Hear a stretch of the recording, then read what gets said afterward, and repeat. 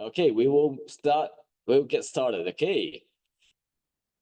All right. So, yes, it might be saying five figures income secrets, but in other currencies, five figures might not be enough, but you get the point. All right. So, at the end of the day, this is going to be a masterclass that's about helping coaches to elevate their impact, income, and influence.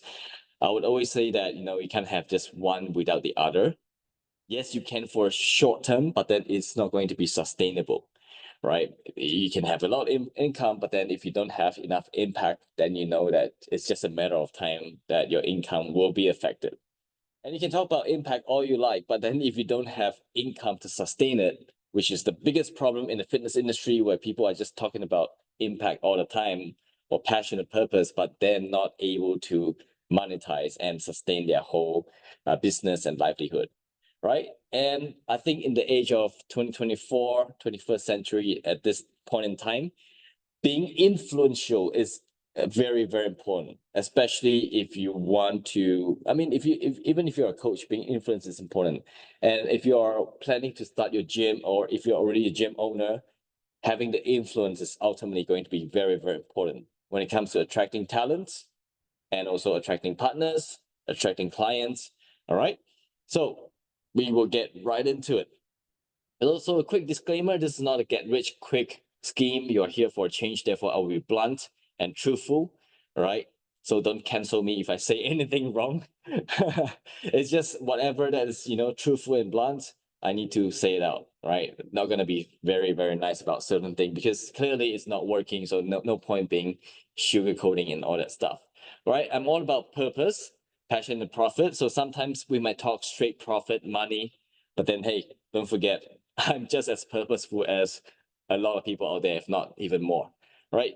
And then the next one is you have to be willing to think differently, right?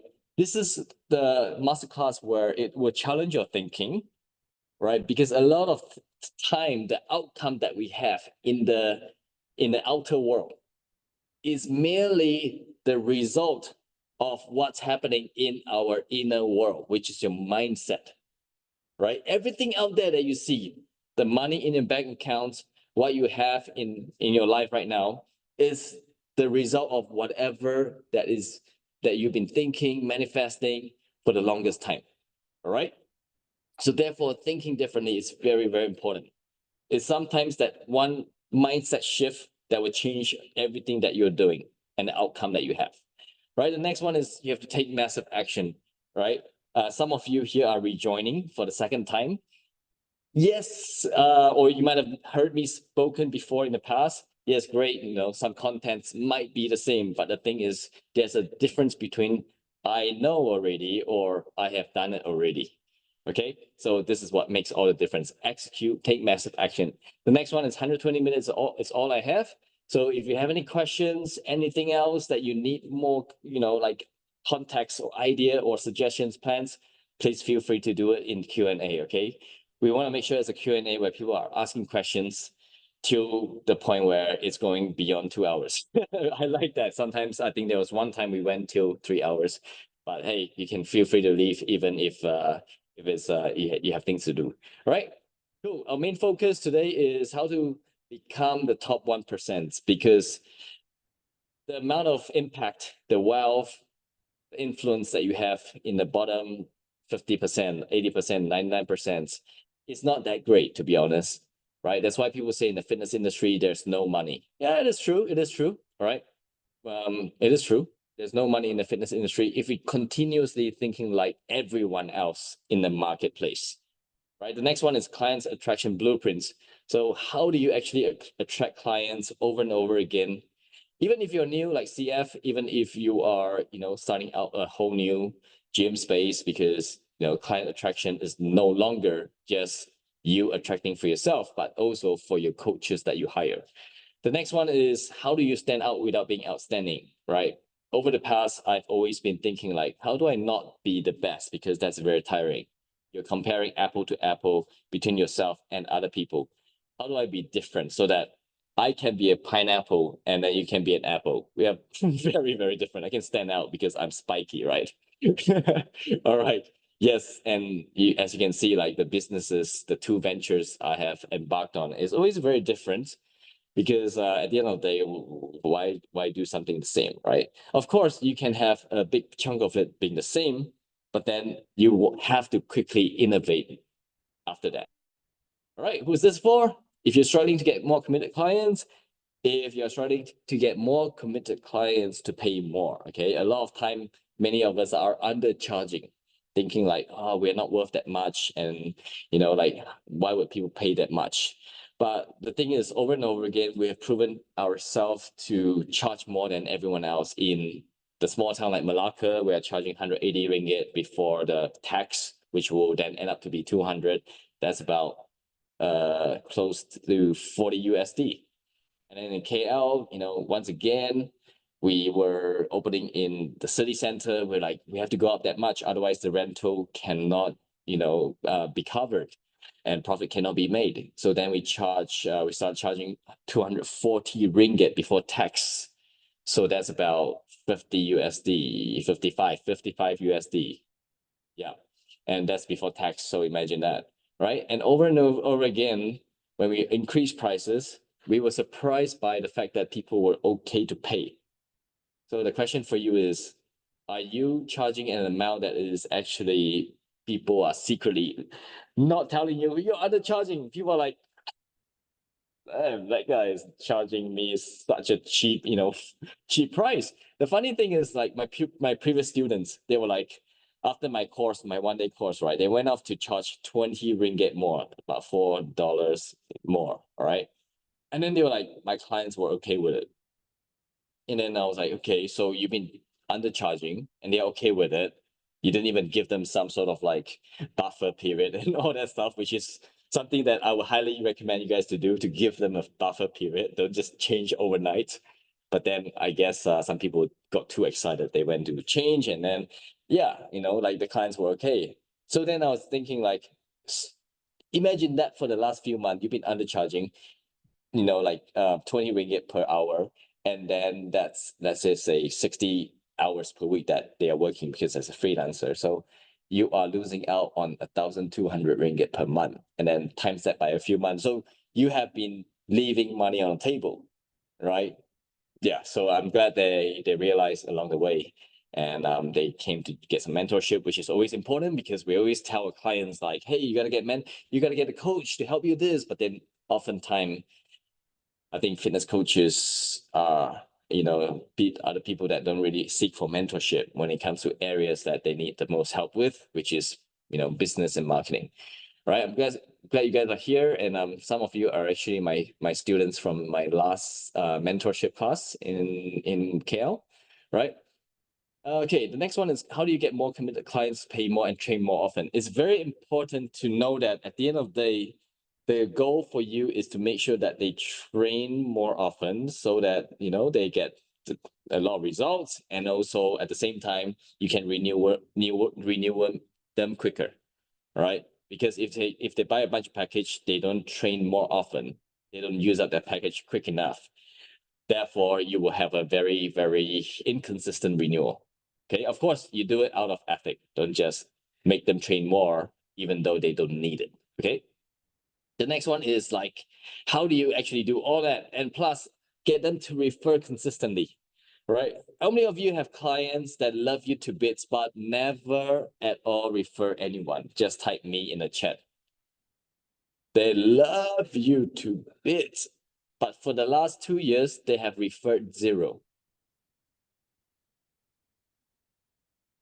We all have clients like that. And you're like, do you not have friends? Do you not have friends? Do you not have family? Right? Yeah, so got some, right? Yeah. Then the next one is, how do you get more committed clients, pay more, do all of that while having a fulfilling career? Ultimately, the goal is to have a lot of money and having fulfillment. All right.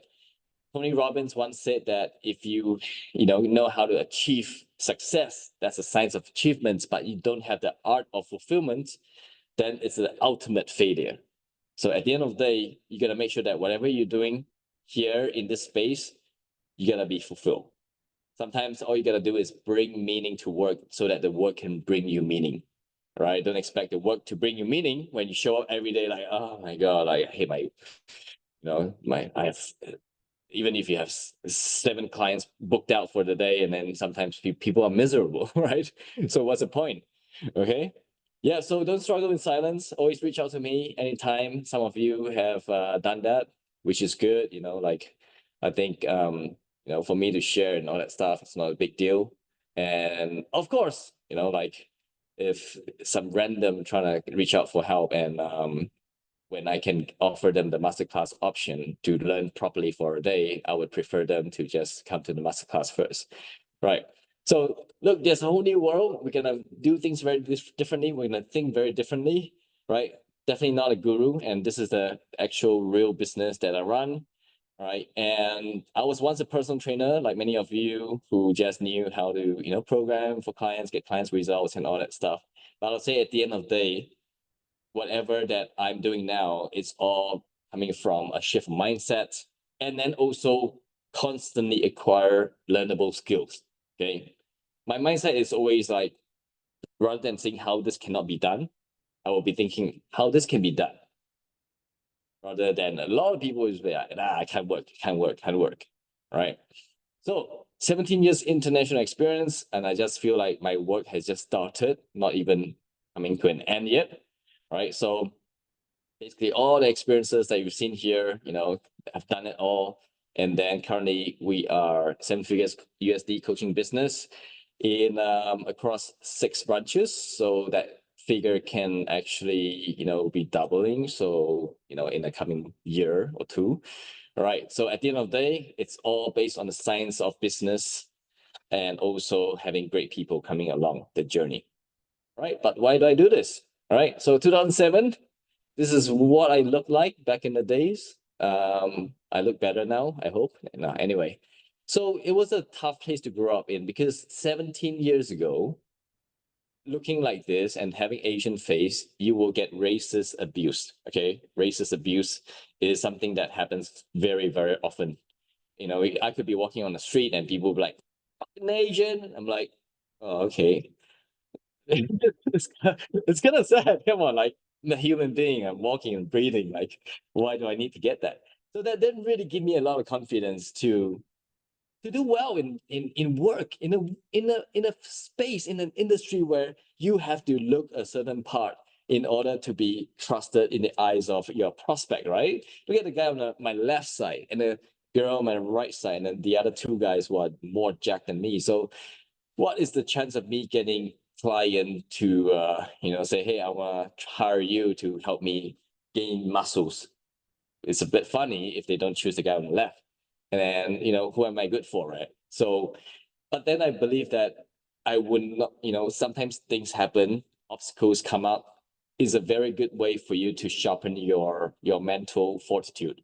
At the end of the day, if I had it easy today, I would not be doing what I'm doing. I'm glad with all this adversity and challenges. A lot of time, people say, hey, we pray for this year to be a very smooth year, right? The New Year's resolution, hey, hope everything goes smoothly. In Chinese, we are big, whatever believer of like, yeah, this year make a lot of money and everything's smooth. To be honest, every time I hear that, I would just be like, no, I don't want everything to be smooth, because I want to learn and grow. And obstacle is the way, right? So along the way, I figured out a better way of doing things.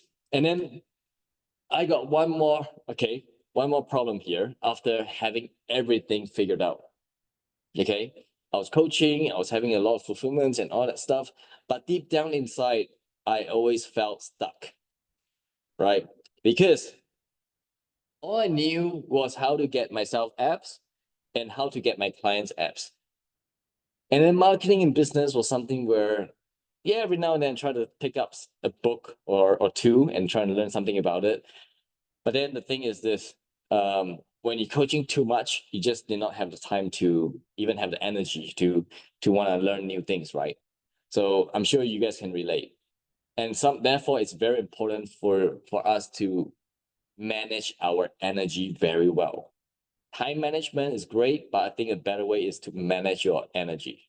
Know when to conserve your energy, know when to say no to another competition that your friends are doing. It's okay to not do it. Learn how to say no to another workout sessions with your group of friends.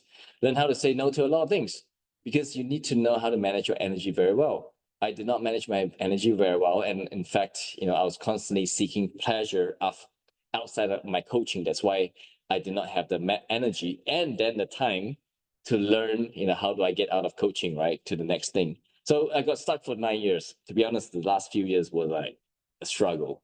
I didn't do it for this long because I loved it, right? I loved it for the first 5 years, 6 years. But then at last, I just started to have a lot of worries. So this is a candle that represents the career lifespan of fitness professionals. And you probably guessed it right. The longest one is lawyer, doctors, all these white collar professions, right? And then the shortest one is personal trainers, fitness coaches, right? There comes a time when the peak hours that our clients want to train is actually the time that our kids want to be with us, the dinner time, the breakfast time, right? Being there for them, with them, being a present parent. But unfortunately, if you are still coaching and it's very, very tough, right? You want to be a present parent, you don't want to be having kids that say, well, dad was never here during dinner time, he was always out. I believe that a lot of things is within our control. Yes, we can say, well, some people don't have the choice and all that stuff. As long as you're an adult, you have a choice. Okay. For kids, that's a different story. We all have a choice to make a difference. And sometimes you have to get real with your pain. It cannot be something where you say, it's okay, it's normal, sacrifices, they don't see me, I'm not there for their dinner time and all that stuff. It's fine. You have to be real and get real with your pain. To me, I was like, you know what? Enough is enough. This is what I said to myself. Enough is enough. You get what you tolerate at the end of the day. Okay, this is what Tony Robbins said. You get what you tolerate. If you don't like what you're getting currently, because you have been tolerating it. So if you don't like what you have currently, you have to stop tolerating and start doing something different. Start manage your energy differently than now. Start saying no to competitions, whatever, so that you can actually spend the time to read out books, get mentorship, and all that stuff, right? So there was a lot of what if, right? Because I knew that when I took time off, I stopped earning.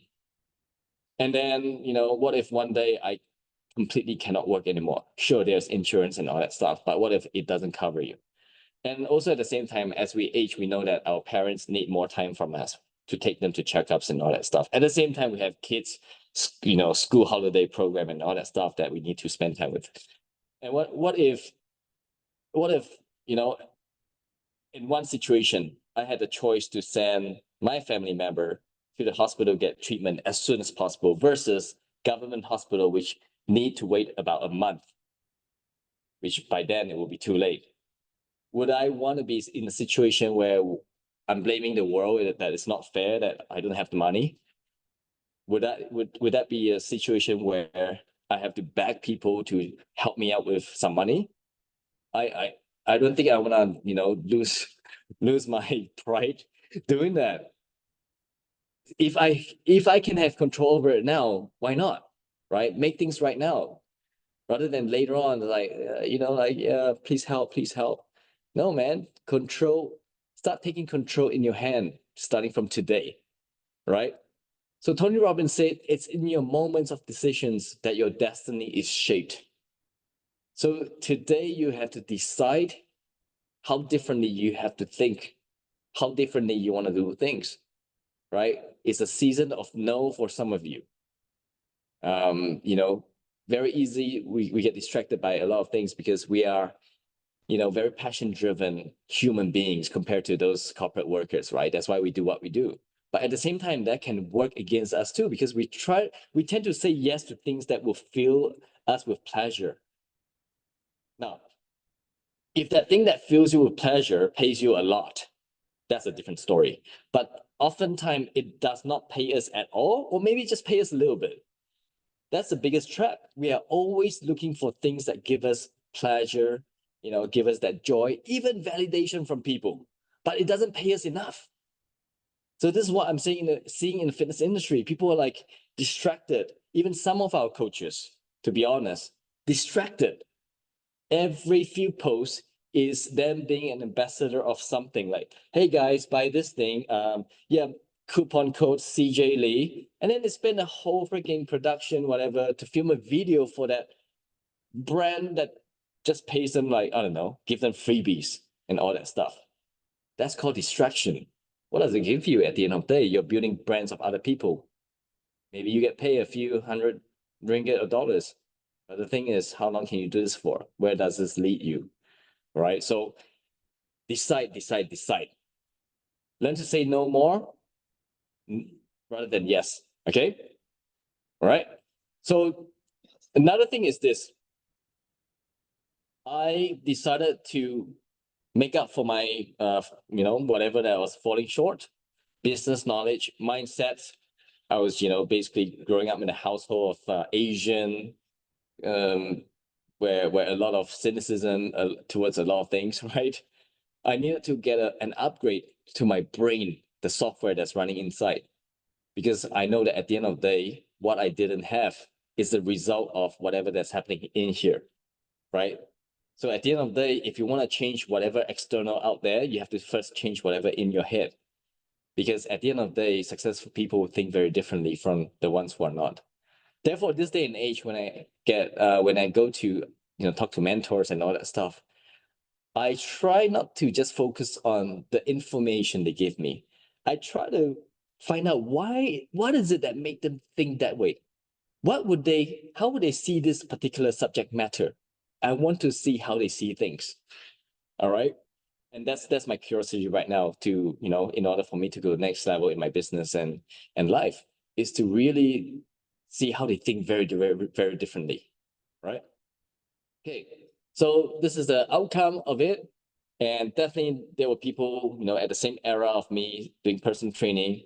But then today they're struggling. They are like, don't know where to go in life. And they are hitting, I'm 36 now. They're hitting the age of 40. Like yesterday, I was doing an interview with a coach.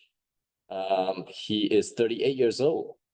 I feel like our career opportunity definitely can help him. But at the same time, it's like, at this age, you still haven't got it figured out.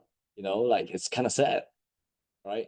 So therefore, at the end of the day, a lot of things in success, mindset is great, but a lot of things is learnable skill, right?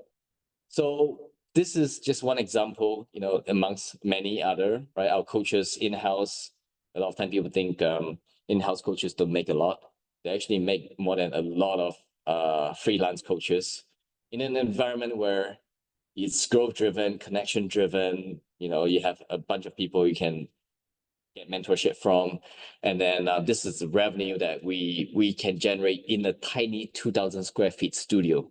It used to take me twice the size of the studio to make around this. But then at the end of the day, again, it's about thinking differently. My previous model did not work as efficiently. The model we have now works even more efficiently, right? It's really about cutting out the fluff and then being more efficient, find out the best practices, learn from others, and then get mentorship and all that stuff, right? So if I could help more people to struggle less, right? And this is something where then I started to go into it, the first ever class in Malaysia, then in Kuching in one part of Malaysia, and then Indonesia, and Singapore, Thailand, Cambodia, South Korea at the end of the year. So now, if I was to tell myself 17 years ago that today this will be the outcome, I would not believe myself, because I'll be like, come on, man, how is that possible? I'm like the second class citizen in a country where racism was prevalent, and that was New Zealand, right? And then today, I'm always like the only Asian guy on stage, right? And then being able to sit next to Suzanne, the founder of Asia Fitness Conference, in a press conference. I think it will be something out of my world to even imagine. So it's so much about what you have ongoingly in your head, and then do whatever that's necessary, and then find a mentor and guide you, do the right thing, and avoid many things that you shouldn't be doing. Then the outcome will be very, very different. Right? So basically, I'll walk you through the steps of how to become top 1%. Why is it important? Because this is what's happening.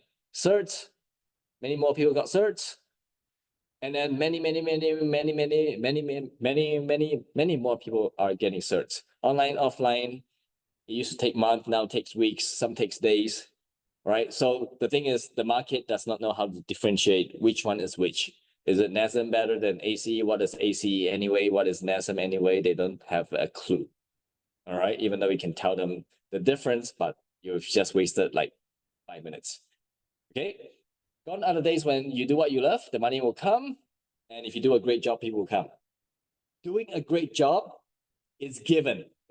It's not something where people go pay you and be like, oh my God, like, you're amazing. I didn't know that. I get results.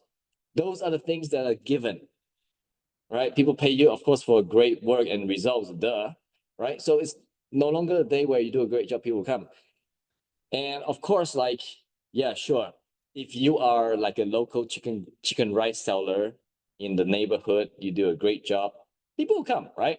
People come every day, lunchtime, it's good deal. But here I'm talking about, if you want to build a team, a business, or more than one branch, right? Do you think the dynamic is going to be very, very different now, right? Right? You can't really just rely on, people word of mouth and all that stuff, right? Because today there's always another option that's quite similar to you, right? So therefore, a lot of time people monkey see, monkey do, and then people start saying market is so saturated because everyone's copying each other. And then some people say, hey, look, I need more certs. Then they go and tell me, CJ, I want to do a master degree. And then I'm like, why? Oh, I just think whatever I have is not enough. Look, if you are doing master degree because you are just very, very into science and you want to geek out on, the partial reps, hypertrophy, is it better than full range of motion? Fine, you go and do that. But if you do a master degree because you feel that will give you more chance of getting clients and business, then you are going to waste another 2 years, right? It's not going to get you more clients. It's not, because I know that people who have just cert is packed. All right, so it's not about your cert or not. It's about you having the ability to relate to the market that you want to serve. People don't care about what you do. People care about how you make them feel, right? People don't want to understand you. People want to be understood. They don't want to understand, wow, you have so many certs. Wow, you're the man. No, man. They want to be understood. They care about that more than anything else. That's the difference.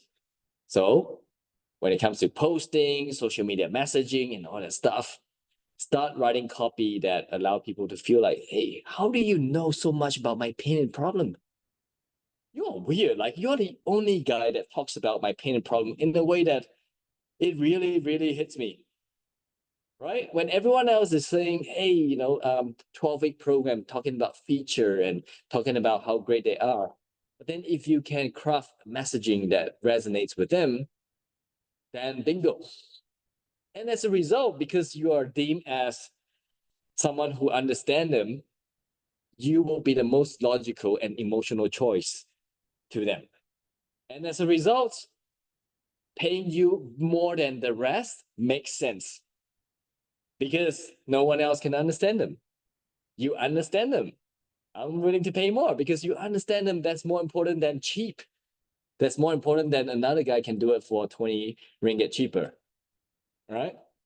So being good or highly qualified doesn't always equal to getting paid. Here, I'm talking about getting paid well, not like $1. Of course, you'll get paid more than that, right? Being good at marketing it will always equal to getting paid well. Now, if you are a freelancer, let's start with freelancer first. At the end of the day, you have to wear two hats.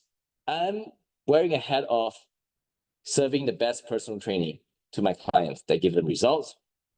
And I'm also wearing a hat where I'm a marketer of personal training service that I have. Okay. Now, if you're a business owner, you are in business of two types. First one, I'm in the business of serving the best kick-ass group classes, whatever. The second, I'm in the business of marketing group classes.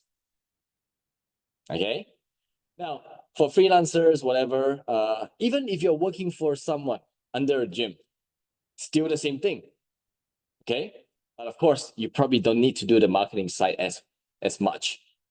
Whereas if you're a freelancer or gym owner, this is when you gotta think, okay, who is the scientist, the guy, the girl that actually can help refine a product, and they just do that. They don't have marketing blood in them. Talk about marketing, they'll be like, why are you so salesy?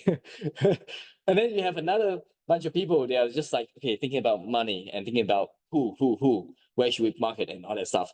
Then you can have two teams. If you're a freelancer, then you can start to delegate the marketing side. Or if not, too bad, you learn both. You try to be good at both. Which is why I would say if people who are not willing to be good at both, don't be a freelancer. Don't be so short-sighted that you say, yeah, I want to be a freelancer because I get to keep every single dollars that I'm earning, screw splitting it with the gym and all that stuff. You are also in a way saying that I am going to take all the responsibilities and then do it all by myself. If you're willing to do that, great, freelancing is good for you. If not, go work for someone. Go work with someone.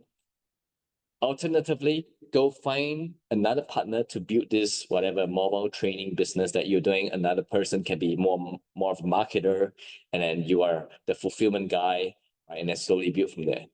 Okay, so all in all, you have to be doing these both. Okay, now the next one. Okay, so don't blame the market, blame marketing. Simple as that. And then typically people are always very product focused. Okay, nothing wrong with that. You have to, all right? Typically people say, hey, what can I sell to make money? Right? People trying to get into e-commerce. Oh yeah, I can sell this. Oh, I can sell. What's the margin? Oh, okay, great. Where should I sell it? Right? But then they never really come from the thinking of like, who are we trying to serve?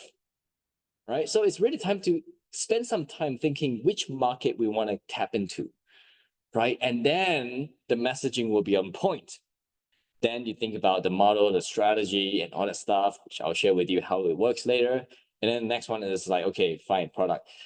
Again, if you're in a business, right, product, you have the product team, right? Steve Jobs, he has Steve Wozniak is just a product guy. He's a coder and all that stuff. Then you have market. Market is, people like Steve Jobs who say, hey, this is for the, what do you call it? For the underdog, the creatives and all that stuff, right? We're trying to serve you guys to fight the big brothers together, right? Yeah, so you gotta have two kind of brain. One, people think about product. Another one, market, right? Okay, first who, then what, why, how, and where. The first thing we want to talk about is demographic. This is very, very common knowledge, all right? Gender, 50 years old to 60-year-old, whatever. And then I think what's more important is the psychographic, the interest, belief, desire, value, spending behaviors, all these stuff. Because it's not going to be so accurate if you just use, demographics. If you say, okay, I'm going to target 45-year-old businessman. The truth is, not all businessmen will pay you the money to be trained. Some of them will be very like pouring cold water to you. They will say things like, I can just go for a run, I can do this, why should I pay you? Right? So it's not accurate to say demographic alone. You have to focus on psychographic, okay? The businessmen who believe that they want to have longevity in life and they believe in getting guidance from someone who's professional, and they believe not trying to do everything themselves. They believe that in order to get more out of their career, business, work, family, they believe health is priority. Not those people who say, I just don't have time for fitness. All right. So belief system. I once had a 17-year-old uni student. He was paying me $70 New Zealand dollars per session to train him. Right? So can we say, okay, demographic, 17-year-old to 25-year-old, whatever, students, is my target, and therefore, like they will all pay me? Definitely not. But this guy, his name is Manuka. I'm glad he's still training. He actually became a coach and he's into powerlifting now. That was nearly 17 years ago. So he was paying me. And I thought he had money from his parents. I'm like, how do you pay for this? Oh, I work part-time at a supermarket. And then I'm like, wow, really? Like, how much do you earn? Okay. Oh, so you're paying the training session that we have from that earning. He's like, yeah, I manage my spending well and all that stuff. I can still afford your training. So you see, this guy, his psychographic is aligned with my offer. And he would beat any 45-year-old guy that says, I can do this by myself. I can just watch YouTube and I don't need your training. Right? So demographic is a start. Not saying it's not important, but you gotta have also psychographic. And then from there, you look into their limiting belief towards life, towards what you have and all that stuff. Then you craft messaging to overcome all of that. Right? So this is market who. All right. Message. Okay. Usually this is what happens with a lot of fitness businesses, personal training, and some people freelancing. They have these condo groups, community. They always try to blast their services into those groups. They make very common mistakes. They just say, hey guys, I'm a personal trainer in a block, whatever, in your neighborhood. If anyone wants training, talk to me, right? Or if you guys want to lose weight, all these stuff, talk to me. I do personal training, group class, whatever. Not the way to go, because when you speak to everyone, you speak to nobody. This might work 15, 20 years ago, but not today, right? So ROI is called the return on investment. COI is called the cost of inaction. All right. So return on investments of training with you, getting fit is, of course, I have more energy. I look better and all that stuff. Yes, you can talk about that, but remember to always talk about the cost of inaction. For them not to get fit, for them not to train, what would happen? What would it cost them mentally, physically, emotionally, financially, spiritually, all of these? What would it cost them? All right. Then again, you craft your messaging towards that, right? You have to know how to paint the pain.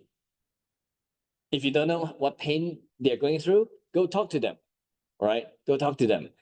Hey, just wondering, the first time when your doctor said that you are in pre-diabetic stage, the first time you heard that, how did you feel? Oh, I felt like, why me? Like, I mean, why my friend is even worse. They are drinking, eating all these sugary stuff. But why me? That itself is very, very, very valuable. Okay. And then the next thing they say, I just feel like my life is over. Like, what can I do? This is the thing. I was so lost because doctor just said, just go and exercise and eat healthy. But how? And I tried to go through all these diets and it actually made it worse. Then you have something amazing you can write in your messaging. Right? You can write it in a way where it's a bit of a storytelling. Sitting in front of doctor, you're hoping doctor give you a smile, but in fact, he said, you are pre-diabetic. In the first moment I heard that, I felt like the world was crashing down. I was soon to lose every joy and pleasure that I'll get from the food that I eat and the social dining, etc. And I went on to try a few things on my own, blah, blah, blah, and it made things worse. So imagine you can paint that, and that could be something that's very commonly happening amongst people who have been diagnosed with pre-diabetic. It's scary because if they don't do things right for 3 months to 6 months, they are in diabetic stage. Medication, dialysis, it's almost irreversible. Amputation at last and all that stuff. So you have to be able to paint the pain. And sometimes the more visual, the more visceral you can, the better it is. Okay. Now, I'm not trying to be like fear mongering and all that stuff. Look, we are not selling scam. We are not selling products that don't work. We know that health and fitness, movement, strength training, eating well is the way to go. So why not do what it takes to make them become problem aware and make them feel that they can trust you because you know their problem well, really well, right? So here is some example. Next thing is, see that? Doctor even warned you to do something to just normalize your blood test report. By now, you realize that the only way for it, blah, blah, blah. So we, like in this ad, we could have just be like, get stronger, feel healthier, hey, yeah, whatever. But then I force myself to come up with a template, a format that allow me to slot in the pain of inaction or the cost of inaction, and then the return on investment. All right. So when it comes to creative design, don't just throw it to your graphic designer, whatever, because they don't know all this stuff, right? Right. They just know how to go on what is it? Pinterest to then get some idea, and then I just paste it on. So with your marketing knowledge and all that stuff that you acquire from this session, you should be able to help them to be like, hey, I want some pain of a cost of inaction and then return on investments, right? We actually have another one that show someone working out with our trainer, and then someone sitting on a wheelchair, and then basically it says hard versus harder. How many of you like that? It's basically two things happening, right? The cost of inaction, uh, and I think there was not much return on investments unless I wrote something about it here. Of course, I try to paint a picture of the heaven, what it's like to be active and strong. But then it was just a typical, what you see on Instagram sometimes. People say, well, if you think this is hard, this is harder, right? So sometimes when you're scrolling on Instagram, right, you start to open up your antenna to look for creatives or ideas that people don't even use it to attract clients and leads, and trying to say, oh, I can actually use this because it actually helps me to talk about cost of inaction and after that ROI. All right, cool. And then of course the image needs to fit because we are trying to target more senior people. And I know very well that people who are 32 plus, yeah, they're slowly, especially if they've been, not healthy and not moving, they can really feel very, very old. So yeah. All right. So that was message, and now we're going to talk about model, the how, right? So at the end of the day, tactics without strategy is the noise before defeat. So therefore, don't get too caught up by what your competitors, what everyone else is doing. So, like some gyms are doing high rocks classes. Oh my God, we got to jump on the bandwagon and all that stuff. Look, you can do that if it's part of your strategy, if it's part of the tactics that support your strategy, then do it. If not, then you're just busy being busy. And then at the end of the year, you're like, what have I achieved? Yeah, I've achieved a few events and promos and whatever, but then the bank account still looks the same. All right. So you're just busy being busy, and then you're not home for the family and all these sacrifices. Is it all worth it? Sometimes doing less is more. In Chinese, strategy, all right, in Mandarin, the Chinese language, strategy is made up of two words, 战略, okay? 战, the first word stands for war. The second word, if you use it alone, it stands for ignore. So it's funny, right? War and ignore. The hell? Right? So, which clearly says that strategy sometimes is about cutting out what is not necessary. Less is more. All right. War, ignore. Do the ignore and then go to war. Therefore, we have this steroid framework, which I should really get it registered, trademark, whatever. Right. It's just nicely that it stands for strategy. Strategy always start first, right? Don't think about execution yet. Then tactics, then execution, right? These three are this is the sequence. You cannot execute without a tactics. You cannot execute. You can, but then you will just waste time, trying to go around being busy, right?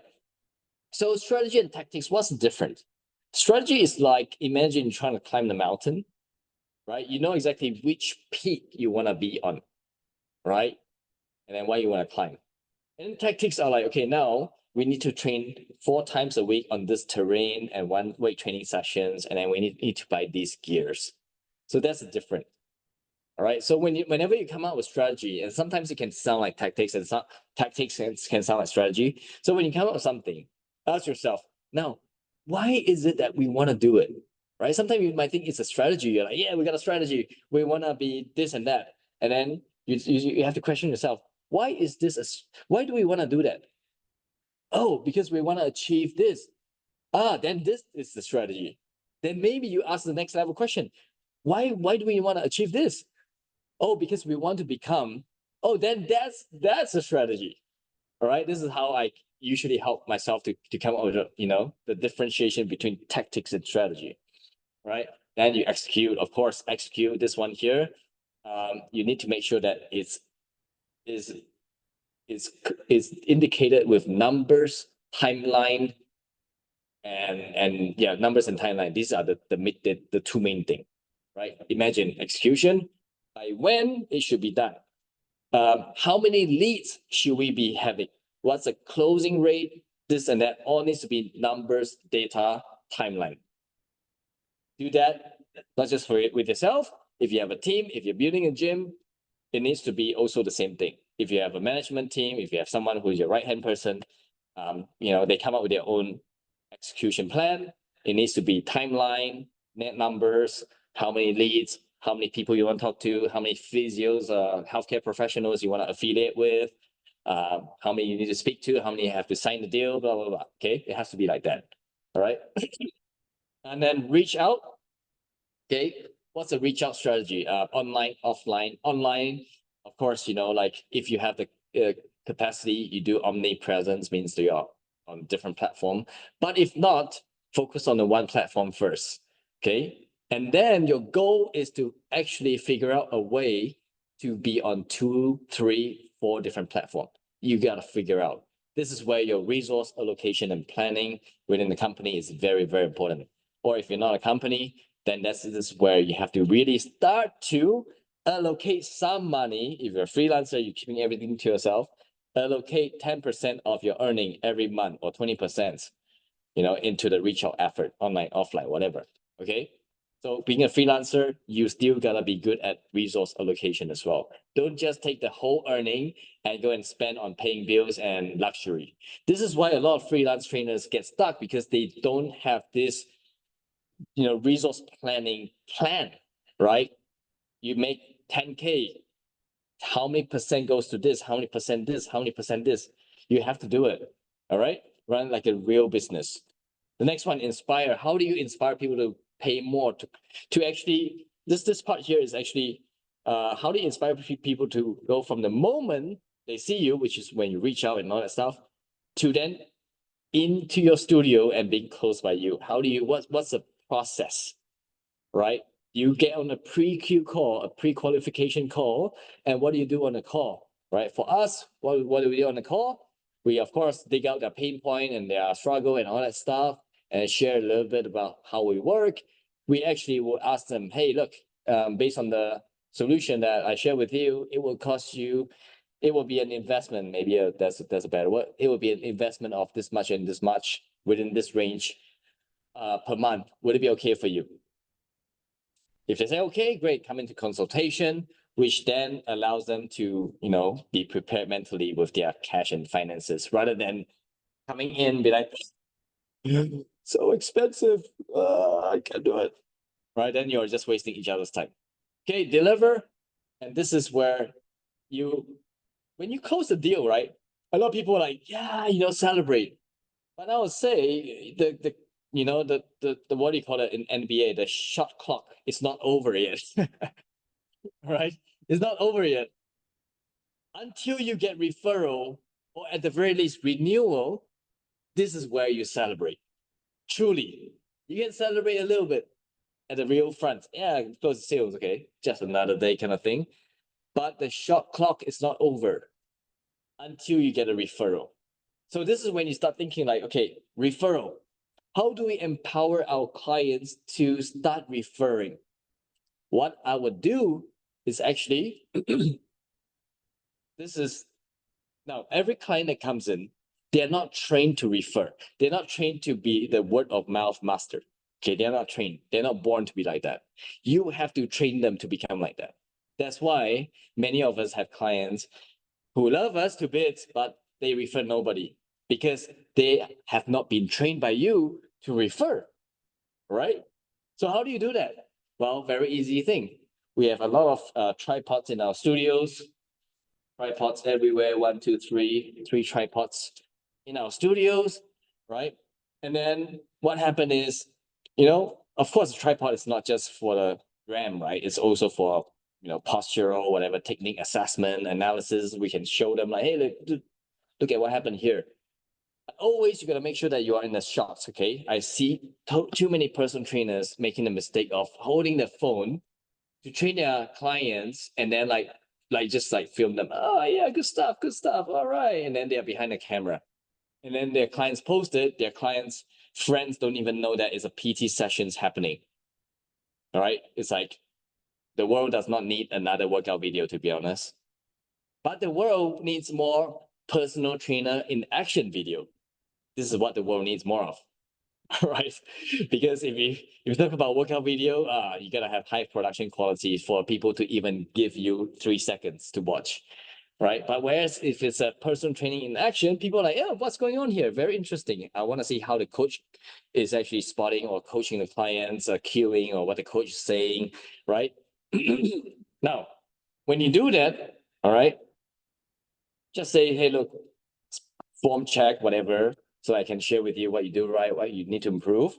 And then the next thing is you just put all these, things and then share in the drive, send it to them. And then what happened is, of course, you want to be careful. Don't send the one with that technique and then send it to them because they might upload that thinking is a good one. It's a good, it's a good reel. Upload that, then you get all the hates, right? You upload the good ones or the one that they are struggling to pull up. That's fine as well, right? As long as no really horrible technique. All right. And then they might end up feeling like, yeah, since I've been paying so much, I've been doing this, I want to share on my social media. All right. And then they go to the folder, like, which one can I share? I got quite a lot of footages here. I can share this one. Then when they share on social media, then guess what? Their friends are like, whoa, who's your coach? Whoa, since when you started this? There you go. That's an easy win. All right. That's one thing, right? Now, if it doesn't work out to be like that, that's fine as well. Calm down. It's okay. This game is not over, right? Then slowly what happened is when they get results 3 months later, right? Performance, body composition, whatever.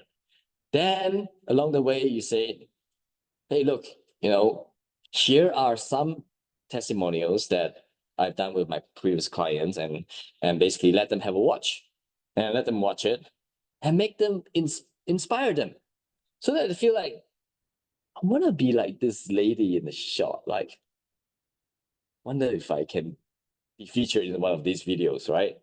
Then of course, when you ask them, hey, yeah, so these are the videos of some of my clients in the past. How did you feel about that? Like, when you watch, let's just say they say, oh yeah, are we gonna do something like this? Bingo. Then you do everything, and then what happened is they share on their social media, and then basically, of course, you use it for your own business as well. their friends, family, and say, wow, you got such a great transformation. I remember you were this and that, and now you are this and that. How did you get that? Who is your trainer? Give me his number, whatever. All right. The next thing, if this doesn't work out, next thing, you want to make sure that there's something tangible for them to refer. All right. So what you can do is you can actually print out something. Okay. Nicely designed voucher looking thing with premium quality card and paper. And just say, hey, John, do I have paper here? Hey, John, I have two of these. No, not anymore. I just want to ask you, like, you know, who do you think in your life right now could do well with, seeing me one time? And then if they want to get my help, then I can actually take them through the same process as I have with you. Who would be the two people? Then they might be like, Auntie Marie and my husband, my wife, Lydia. Okay, great. That's great. That's great. All right. So you can give these to them, and then from there, the chance of them referring is a bit higher because they might forget after that, open their handbag, whatever. Oh, here, I gotta give it to them because I already told my coach that these are the two people. What is the chance of them referring? Higher. If that doesn't work, fine. You basically said, hey, look, I have these two. Now, I also want to film a video so that they feel like, in a way, kind of like that ice bucket challenge where people are calling out each other. Hey, I'm challenging you, right? You can do that too. You can say, film with your client and say, hey, I want you to talk to Marie to the camera. All right, it's a filming, not a video call, whatever. And say, you want this to be given to them. And why? Why do you care about them so much that you want to give this to them out of everyone else you can give? Then you do that, and then you can say, I can send it to your husband or whatever. All right. And then we just basically deal from there. All right. How many of you think that, if you try one of these methods from the very basic, like them having something to share on Instagram Reel to testimonial video of theirs to doing this printout to how many of you believe you can at least get one client, the one that even not referring at all after 2 years training with you? What's wrong with him? Right? If you believe you can, try that and get one extra client from referral. Type yes. All right, or you can unmute yourself. So you have to empower your clients to refer. They are not born or trained to refer. That's the thing. And you have to give them the weapon to refer, right? Don't send your soldiers to the battlefield and then fight with bare fists, right? No, they're gonna lose. Give them AK-47, a grenade, and a smoke bomb or whatever. Empower them so that they can do the work for you. All right? All right, turn them into your agents. Anyway, don't. All right, the next one. Okay, so use this steroid dashboard to juice up your fitness business. This is just one example. All right, steroid STE. As you can see, number metrics, time metrics, reach out ID, steroid. Okay. Right, projection 15K per month earning consistently by year end. We have 4 more months to go. Let's go, guys. Right. So maybe you can see, maybe you can. It says, the strategy is more like where to play, right? How to win, what are the capabilities you gotta have. So maybe number one is increase lifetime value of clients. And then the tactics would be redesign current offers to craft a front end low ticket and back end high ticket, right? So you have a core offer, then you have a front end, core, and then back end high ticket. The core can be personal training, the front end can be group classes, right? Then the back end can be retreat, right? Or corporate wellness, because if you're dealing with a lot of corporate clients, business owners, many times they're also the decision maker or they're quite high up there. You know what? Use personal training to build trust with these guys so that you can do corporate wellness.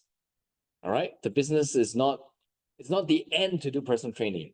The personal training is just an excuse for you to build trust and relationship with them privately. The main thing is corporate wellness. That's where you make 5 figures, 6 figures per day or per week. And how many months do you need to wait to make 5, 6 figures, right? From just doing a core offer personal training, many months, right? So therefore, corporate wellness retreats. That's another thing. You can make 3 figures USD or 4 figures ringgit in one retreat, 3 days, 2 nights. Again, the question is, how many months do you need to make 4 figures ringgit, 3 figures dollars? Out of a person doing personal training or group class, a lot of month, right? Wealth is money times speed. Okay, this is how you generate wealth, not, take your time and make 10 million in 20 years, right? Wealth is equal speed times money. All right. So the next one, strengthen online lead acquisition. All right. And then the number 2 is budgeting, brain pick, and scout for agencies, right? Maybe you need some help with agents, online ads and all that stuff. So then number metrics here is interview 6. You got to interview agencies, right? Ad agencies, select 1. Then the number is acquire 12 leads and 2 close. So this is by July 2024, right? So this match this. If you want this, I can, send a clearer version to you later, not like a mock-up. All right. Yeah, so this is the model. Then we talk about product. Okay, finally, this is something I don't need to really go into it. You guys are pretty good at it, right? Product, basically it's just, all these stuff, right? If by then you want to go for this, you know what? I'm not gonna stop you. By all means, go for it. By all means, go for it. Right? Yes. So this is the secret to be the top 1%. When everyone else is, monkey see, monkey do, they don't have strategy, they don't know who they're serving, they don't know what messaging to say, cost of inaction, and this is what 99% people are doing. That's why fitness industry is such an easy game when you can just say no to a few distractions and start to focus on messaging, the market, and then the strategy, and then just have the discipline to make sure that the numbers that you put down is the numbers that you are obsessed with. Like, okay, why are we not achieving this? Why are we delayed? Talk to your team and all that stuff, right? Then things can work. All right. So the next one, clients attraction blueprints. Back in the 1930s, 40s, right, the world is short of the necessity, right? Rice, sugar, and all that stuff. Of course, people would travel 10 kilometers, wait the whole day just to buy a bag of rice, right? But of course, this day and age, everything just gets 1,000 times more, right? Or even 1,000,000 times more. Every day I get hassled by fitness software. It's like, oh my God, can you stop pretending to be my friend on LinkedIn, trying to sell me some fitness CRM, I think it's probably like 10 million right now, right? So yes, if you're targeting everyone, you're targeting nobody, right? It's an era of less is more, right? Less means try not to do, okay, me as a coach, me as an individual, I can do kids training, I can do performance training, I can do fat loss. No, you want to just really pick one, because when you can go deep in one, you have no idea how deep you can go, seriously. And that's probably why people are afraid of knowing how deep you can go. Because when you're that deep, there's no point of reference anymore. You're like, okay, wait. No, there's no benchmark, there's nothing. And it's very scary because you feel lost. You're like, no one else is doing it, right? But then, of course, you define the rule. You have to go out of your way to learn from other industry of how they do things, then come into your, rabbit hole again to try to figure things out, right? Yeah, so, a lot of time people will say, okay, you know what, sounds good, CJ, but you know what, I don't want to do this because it might limit my opportunity to get clients. But CJ, I want to make fitness accessible. Now, you can make it accessible if you are venture capital backed, or you have private equity behind you, and you have something that is scalable without having so much human involvement. Then this is where I would really believe that you can make it accessible. But if you only have one gym, or if you're one person and you want to make it accessible, I think you are trying to be Mother Teresa, but then you don't know the reality. Okay. The reality is you have one person, you have 24 hours a day, you can only serve so many clients, and you need more money, then go for the one that can really pay you well. And most of the time they are underserved. They have real problem rather than like, oh, I can lose my 3 kg. That one is very hard to charge a lot of money, right? Versus the one that say, you know what, my doctor say this and that, I need to get some help, seriously. Yeah. All right. So you will not miss out anything. Seriously, you won't miss out anything. In fact, you will have more than what you can handle. Right? There's a book called Play Bigger, right? 76% of market share is by the category champion, which means if you're the first, right? The top number one in the marketplace in terms of scale, in terms of your market cap, then you will definitely seize a lot of opportunities compared to second place, third place, fourth place. This is being shared amongst the second place, third place, 50th place, 100th place. Nobody ever remembers, like who came second in tennis, right? We only remember the champion, right? Roger Federer, Nadal, right? The second place, third place, fourth place, we have no idea who they are, right? In Malaysia, Lee Chong Wei, even after 5 years he's retired, he's getting all these endorsement deal still more than the active players today. It's like, what the hell? You're not playing anymore. But look, who was the second place in his era? And is that second place still getting sponsorship and endorsement deal? No, not anymore. I mean, who is it to begin with? I don't even know. Right? So you have to find a way to become the category champion so that there's a lot of things that are deemed unfair will come to you. Right? Just like this guy. Right? He started to focus on the niche of glutes 10 plus years ago. And back in the days, if you're like, it's too early to niche. Yeah, well, he did that. And when everyone was saying it's too early, today, life is easier for him compared to a lot of coaches his age. All right.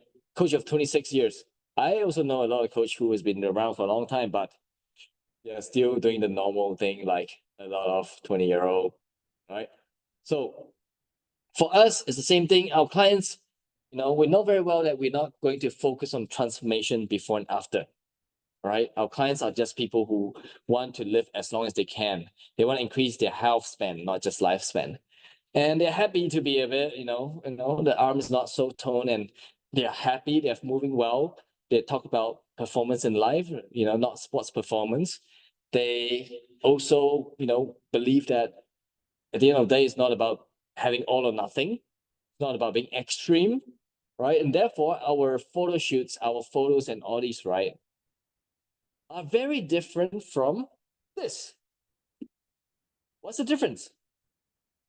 Squinting the eyes, hardcore. Ultimate Performance is what I'll say the world's most successful personal training business. All right. They are in multiple continents, which no one has really achieved with personal training business. They're in almost every continent. All right. But we have plans to go to Singapore, and we have plans to be in places where in the location where they are at. Even if we happen to be next door to them, we would not be worried because it's a very different vibe. And we actually have our social media rule, a brand guide whatsoever, that say no squinting and non-constipation face allowed on any social media posting, on any professional photo shoot. None of these. All right. So we want to be the category champion of holistic lifestyle coaching business, not transformation. Not this one. Okay, so you have to pick a battle. And of course, nothing wrong with this, right? And then of course they will look at us, be like, why are you guys, having smiles on people's faces when you guys should not be doing that? Right? Okay, so basically you have to pick a battle, and that is the client attraction blueprint. Let me just go into the next one here. All right, any questions so far? Any question? All right. Yes, it's pretty fun. Business is fun and interesting. If you know all these things, right, it can actually make things really, really fun. And it can actually, really, really make it fun in a way where you feel like everyone, even though you're doing the same thing like personal training, everyone is just doing their part, to just contribute to the industry. You don't have to be fearful anymore. Right? Let me just quickly move around a little bit. Okay, so then the next thing is this, all right? How do you stand out without being outstanding? And next thing is okay. Right. So this is Tony Robbins, right? How many of you know Tony Robbins? Please type Tony. All right. If you know Tony Robbins, please type Tony. All right. And now, okay, Tony Robbins say one thing. Okay. Success is so much about your psychology. Okay, not just in the moment of your decision, like what we said just now. It's so much about your psychology. Okay. So what I mean by that is this. Okay. As you can see, right? Tony's the GOAT, some of you say. Okay. As you can see, here are three different soccer players. Okay. The first one, of course, everyone knows him. The second one, Peter Crouch. I think most of you would not know him, even though he was an English international player. He made good money and all that stuff. He played for a national team, just like Messi. And then you have the guy on the right side. Okay, so this guy is definitely someone you wouldn't know because he's just someone I found on Stock Image. All right. So I believe that there are three levels of soccer player. One is just someone who play it part-time because it's fun, it's his hobby, it's after work. Even if he's playing in a team, he doesn't even want to go for training, right? He would just play on the weekend and call it a game. And this guy is, dedicating his life and just getting paid really well and play good football. Not everyone knows him. That's fine. He's not trying to stand for being a legend or whatsoever. And then this guy is a very, very different breed, right? He's doing things to inspire the world to play football. Especially he made a move to US, a country where football is nothing. Even with their best technology, science, whatever infrastructure, he even went to the worst team in the league. All right, where I don't believe this guy would ever do that. In fact, he's just always trying to go to a better club. All right. So I also believe that in the fitness industry, there are three levels of fitness professionals. Right. Level one, part-time. So don't want to do it part-time. You know what? It's too risky, whatever. There's no money in industry because, my mom, my whoever said so. Second one, fitness pros. The one who was just doing well, making good money. And then the next one is, you know what? Beyond just few of my clients, I actually want to achieve something in my lifetime where I can help even more people.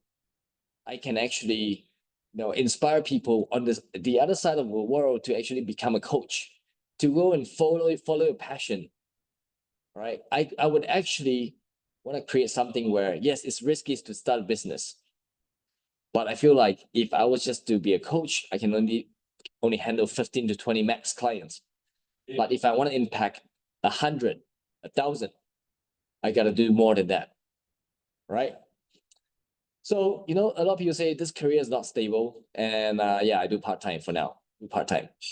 But unfortunately, it's kind of like saying, hey, I just want to set up a store by the side of a road. There's no rental. I probably pay the city council a little bit. or I just don't tell them until they come and find me, knock on my store, and then say, "Hey, what are you doing here? Just trying to sell food." One, right? There's a lot of people who treat this career like this, right? I just don't want to have any risk. I don't want to open a shop, right? But then there's another, type of people who is like this guy here. He is the founder of Papa Rich, right? He basically has able to grow the business overseas in New Zealand, in many, many countries, right? When I was in New Zealand, I was like, "Holy shit, this is from Malaysia. The hell?" All right. So you see, right? Sometimes this can only take you so far. The mindset of like, yeah, I want to cut costs. I don't want to take risk. It's too risky. I'll wait till this pays me more than my current job, then I'll quit. It kind of sometimes, actually, most of the time does not work that way. And even if it does, then you're already too old. You're already jaded, right? You're already a bit older, and then you're least risk tolerant. All right. So this is different, right? This mindset would always be this. Maybe at the most he'll grow another few stores like this in another side of town, and then that's it. Right? Here's the difference. Okay. Your next level of income can only be unleashed if you start to go above, right? Start to just be like, you know what? Yes, bite the bullets. It's gonna be painful. Let's do it. All right. A linear progression, a slow transition into something might work, but I will say be aware that there's a better way of doing things. I'm not forcing you to be like this mindset of this guy, all right? I just want you to consider that if this one has been dragging you down, maybe the problem is not it's not you. I mean, in a way, yes, but at the same time, it's the model. It's also how much you're willing to go, right? How far up you're willing to go. So why got you into this career? You have to ask yourself this question first, okay? As for me, it was a bunch of all of these stuff I have read it through. Now, it's okay to get into it due to some reasons where you hate your boss, you want to be a coach, and you love gyms. When you're at work, you think about gyms, right? But then after a while, you have to start realize there has got to be something more than this.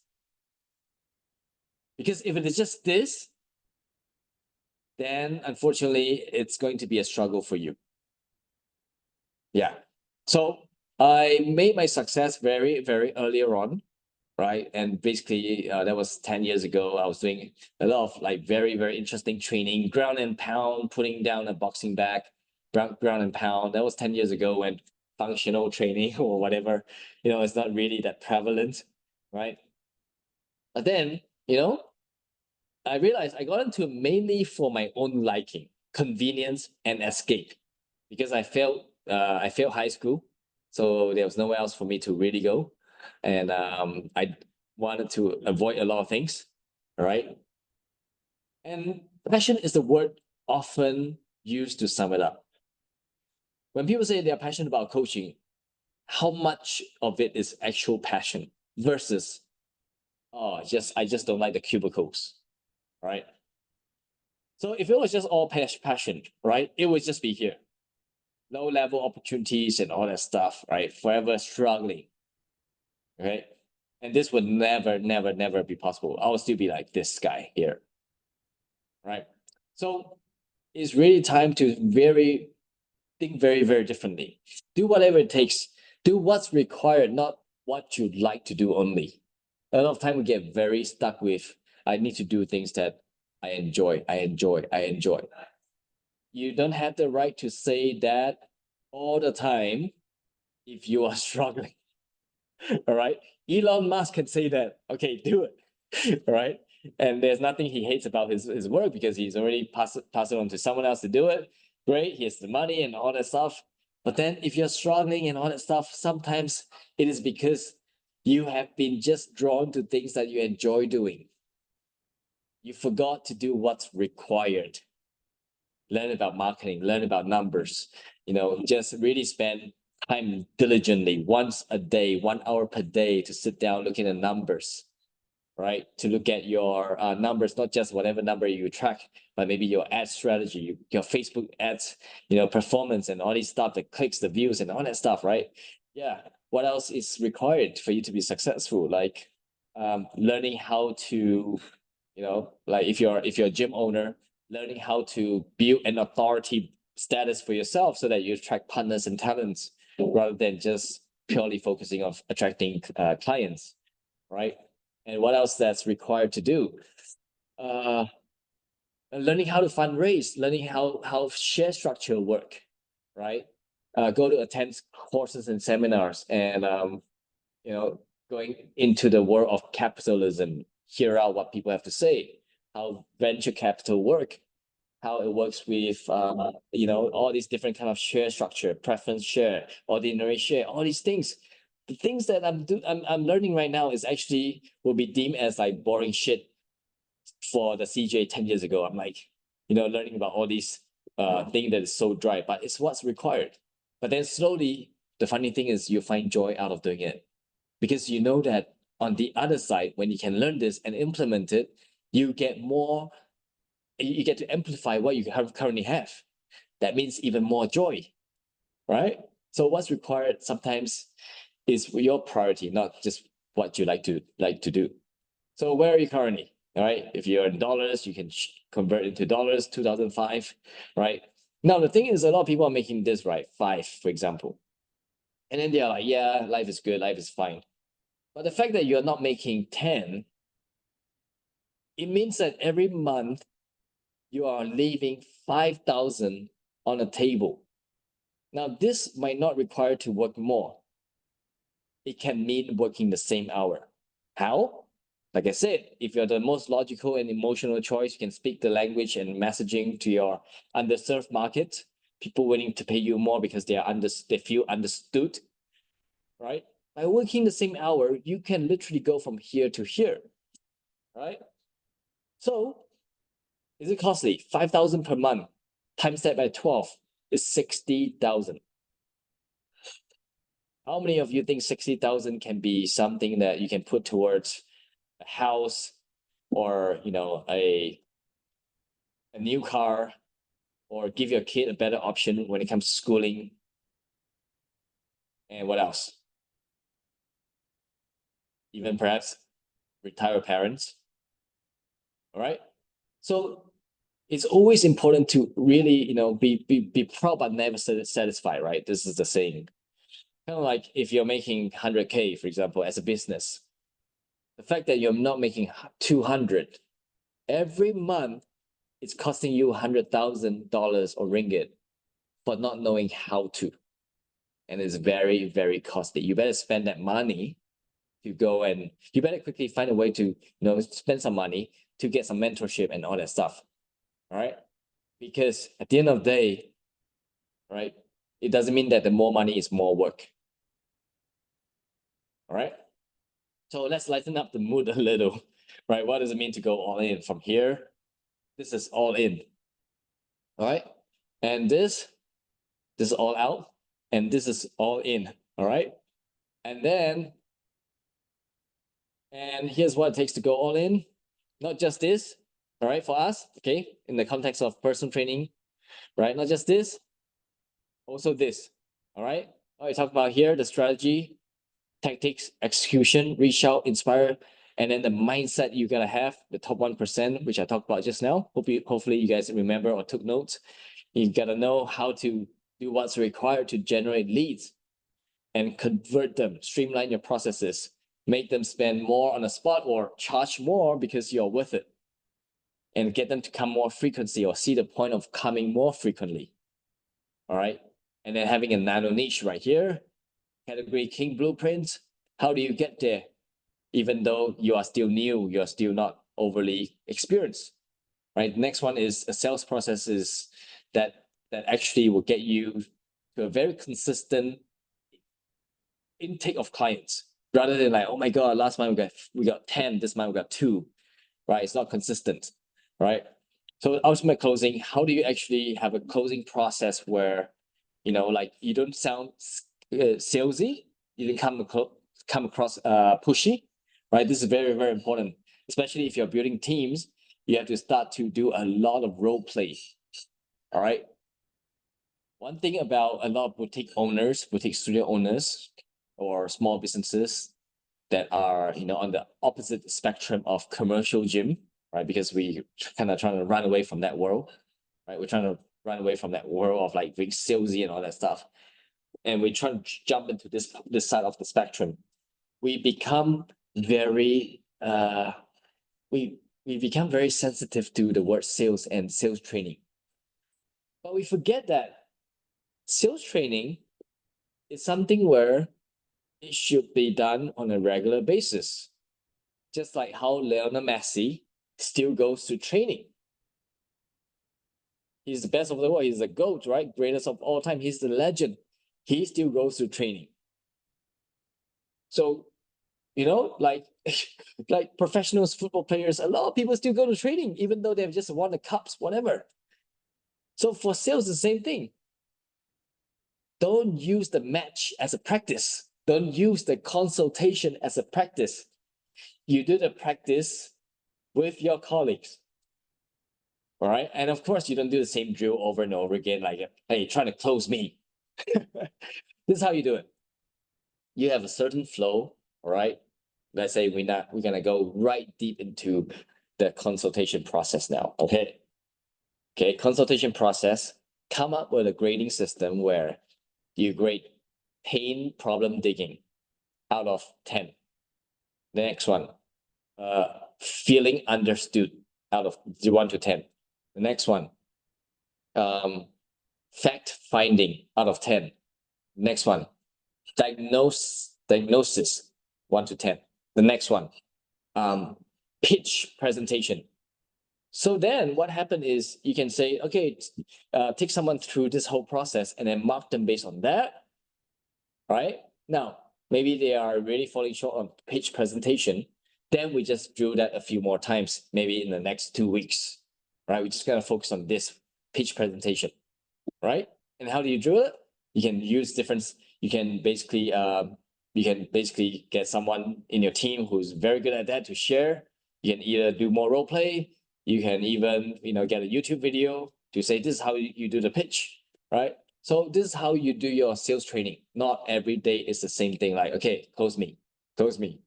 And there should also be a grading system where you know how to troubleshoot. And then you pair up the one who's weak in this with someone who's good in this, and this is how you do it, all right? So the next one, sticky retention blueprint, right? You gotta know what clients actually come for. It's not just about results, because everyone is shouting result, right? It's not just about how friendly you are. What else is there to make clients stick? Just like how Netflix makes people stick or binge watch. What else is at play?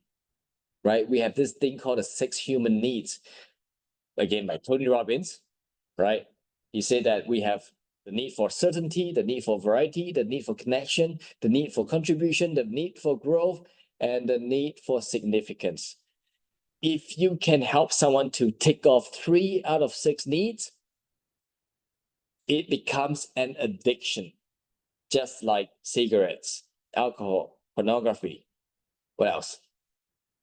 All these things that I believe, is what people say addiction. It can be Netflix, right? Netflix, right?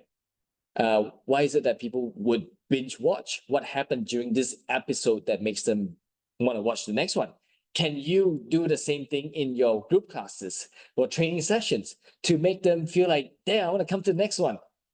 There is a bit of cliffhanger, maybe, right? There's a bit of like, hey guys, thanks for today. So now, what next class is going to be about? What tomorrow is going to be about? Is this and that, right? Sign in now, call to action. Every class you're reselling the next class. That's group classes. PT, the same thing. Every session is the session for you to justify to them why they have made the right choice to sign up with you and pay a few $1,000s last week, 2 weeks ago, 1 month ago, right? Every session you are reaffirm them the reasons, reaffirm them why they have made the right decision to buy. Don't try to look for renewal in the last 2 sessions, be extra nice and clingy and all that stuff, right? But next one here, then talk about impactful brand building. It's very important to know that at the end of the day, branding does play a bigger role now than before. Aesthetic does matter on your social media in a way, right? And then also, how do you position yourself so that you are seen as someone who is, again, like not a car with a lot of bumper stickers. Or what I mean by that is, a lot of people want to be the ambassador of everything, or a lot of people are doing a bunch of like funny Instagram trending videos, which then really like you're just copy pasting. What does that do with brand building, right? Nothing, nothing. It's just like, oh, you do a funnier version. That's about it. Don't even waste time doing that, right? Think of how do you associate yourself with the thought leader in the industry? Maybe you can come up with your, I don't know, interviews, podcasts, whatever, that you only invite thought leaders or the healthcare professionals. Then people will start seeing you very, very differently. They will see you as a brand that's compliant, is trendy but compliance, meaning like, yeah, you know how to what good design looks like. And then you also know how to make sure that you're not just another cowboy, another kid in a blog trying to do PT. All right. So all of these is very, very important. Now it's for you to take a screenshot of this and just be like, okay, who in our team will be in charge of what, right? Who else we need to do? What else we need to do? Of course, not everything at once based on your resources, but one thing at a time. All right. Every 3 months, we work on this. 3 months, we work on this. 3 months, we work on this. Then we have another team to work on these fully while we move on to work on the next one. Right? What does it mean to go all in? This is what it means. Go all in. Right. And basically, it's really interesting where these people have been in the game for way longer. Right. But then having that top 1% mindset, being the category champion for me is personal training in the niche of holistic lifestyle. The world does not care how long you have been successful, how long you have been in the game. And funny enough, this guy is the managing director of Ultimate Performance in Middle East and Asia Pacific. And it's just really crazy to be sharing stage with him, where he is the moderator asking us like, hey, what do you think when it comes to personal training business? What do you think when it comes to personal training, right? He is the one asking me questions, asking me for my opinions. It's just weird. The world is weird. And then this is the next one, right? So basically, this is the Expo Fitness Conference. Once again, a lot of people who are quite out there. This guy, Sam, right? And even asked to do a closing ceremony for a fitness conference in Singapore. Right? When you are having this top 1% mind, people does not discriminate you, right? A lot of time people are like, oh, Singaporean will look down on Malaysia. We go there as the second-class citizen, as the migrant worker, right? Well, the thing is this, because we don't try hard enough, we don't think differently from everyone else. If you start thinking differently, no matter where you go, you ask wherever, right? You will be deemed as valuable, right? I'm speaking in South Korea this October in 2 months about fitness business. I'm like, in Korea, I'm sure there are a lot of very, very knowledgeable people that can do fitness business talks. But hey, like, it's just weird. It's just weird like that. If you really put your mind to it, being the top 1%, right? It's a declaration, it's a decision that you have made. Right? This is how you stand out without being outstanding. Don't try to have diluted focus and all that stuff, right? So in 2013, this is what the world looked like in the fitness industry, where it's blue ocean, everything is peaceful. You can do anything and you can get away with charging a lot of money and then doing substandard service. I remember back in the days, 10 years ago, I was working in Thailand, Bangkok. We were running group classes without exercises written on anything. It was just all in my head. And then I would take a group of 16 people walking around looking like just freestyling. There was no planning involved to run a group class. It was like, hey, yeah, this one we can do a single arm overhead press and then put it down and start to look around. Oh yeah, here we can do a Swiss ball crunch, station number 2. But today, seriously, like if you do that, you will definitely get a 1-star review, plus everyone else will leave you, right? But today, is this 2034? What would it look like? Would it be redder or still blue? I believe that it can have two possibilities. One is blue, one is going to be, no surprise, red still, or even worse, dark red, right? So my mission is to raise the standard of the fitness industry through empowering fitness professionals with high impact, income, and influence. So definitely, I think Divya, she's also here. She's attended my class already. She's already like doing like she basically made what 5 figures for the first time in a commercial gym. That's really really not common, right? Because the payout is not as high as boutique studio and all that stuff. So she managed to make it happen, right?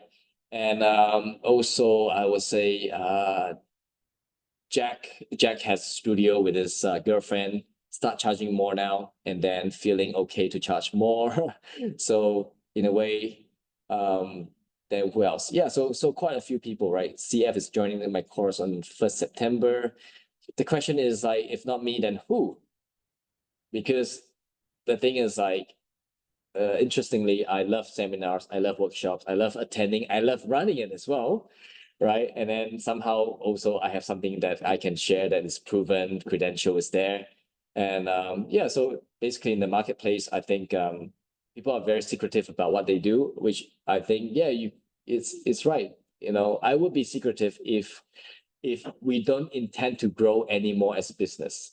But for me, it's like we're always growing every day. So, like, so what? Everyone, like if they know a few things that we're doing and all that stuff, yeah, there's no need to worry that one day, like one guy would just completely destroy our business. Given that we're always growing every single day. So yeah, me in this position, I think is quite unique that I always feel like if not me, then who? Right. And if not now, then when? Because like I'm doing this currently, but in a way, like I said in the real beginning, I didn't really tend to do this as CF would have known. Like I tried to do one 2 weeks ago. I'm like, I don't have the time to get around to it and all that stuff. And eventually I just decided to do it without even running ads or anything.